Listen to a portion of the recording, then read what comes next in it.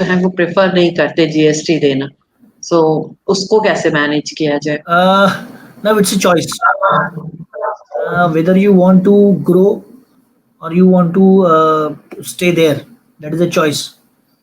So if you really want to grow to 10 crore, 50 crore, 100 crore, then I will advise you to leave those customers. और इसके बारे में मेरे ख्याल से अपना प्रोग्रेसिव इंडिया वेब टीवी का जो सीरीज शुरू हुआ है, बेचना ज़रूरी है. Choosing a customer is a art, is a skill and is a science all. तो वो सारी चीज़ें विश्वास वाडे जी सर ज़्यादा अच्छे से बताएंगे कि आपको कस्टमर चूज करते हुए आपको क्या देखना है. अगर सर्विस इंडस्ट्री में कस्टमर नहीं दे रहा है तो there are lots of planning available. आप उसमें टैक्स प्लानिंग कुछ कर सकते हैं.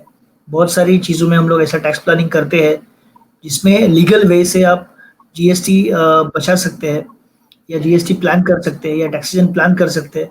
But that depends on facts of the case. क्योंकि व्हेन आई से planning is a legal way and avoiding is illegal. So I'm talking about planning and I will always advise about planning because GST में एक बहुत बड़ा बदलाव जो आया है GST की वजह से कि आपके सारे रिकॉर्ड्स अभी गवर्नमेंट के पास अवेलेबल है. आप परचेज जो कर रहे हैं वो आप नहीं बता रहे, कोई और बता रहा है.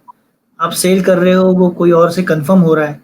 आप जो भी चीज़ें कर रहे हो, खर्चा कर रहे हो, जिसपे जीएसटी पे कर रहे हो, कोई और बता रहा है कि इसने ये खर्चा किया है, इसने ये स्पेंड किया है, इस एंटरप्रेन्योर ने इसके ऊपर इतना खर्चा किया है.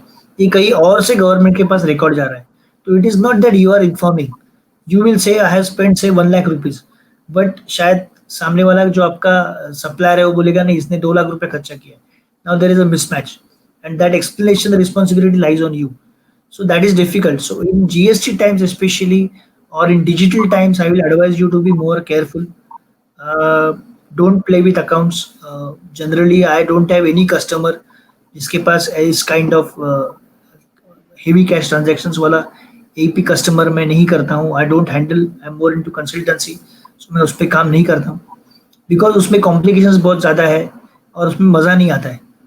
और अगर आप क्या what we call as typically no tax saving mentality, अगर आप टैक्स सेविंग माइंडसेट से काम करते रहेंगे तो आप ज़्यादा ग्रो नहीं हो सकते. अगर टैक्स सेविंग माइंडसेट से काम करते तो रिलायंस नहीं बन पाता, इन्फोसिस नहीं बन पाता, बिरला नहीं बन पाता. Tax saving is always secondary, growth is first.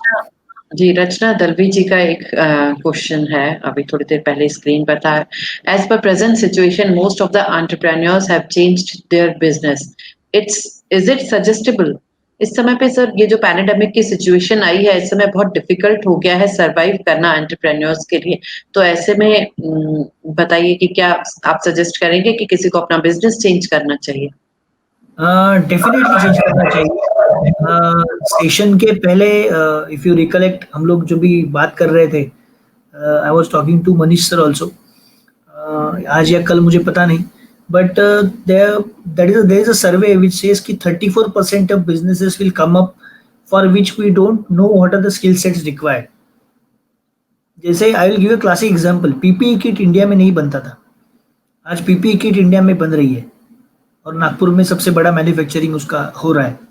तो at one point of time PPE kit was not being manufactured. Sanitizer was like nowhere in discussion. Suddenly sanitizer has become part of life. So opportunities, entrepreneurs should always be opportunist. He should always grab the opportunities. He should take up whatever comes up. But yes, don't lose your core. I will not suggest. I will always say कि आपको जिसमें मजा आ रहा है वो काम कीजिए, तभी वो सक्सेसफुल हो सकता है. आप थोड़ी देर के लिए एक काम करके, जैसे suppose if I start vegetable vendorship business tomorrow because I have got good connects, so I may earn some money but I will not enjoy because that is not my core. उसमें मैं पैसा तो कमा लूंगा पर उसमें मैं enjoy नहीं करूंगा. तो एक पॉइंट के बाद मुझे वो अपने आप वो बंद हो जाएगा because I am not enjoying. You mean to say job satisfaction जो होता है वो नहीं होगा मतलब. So business satisfaction is also important.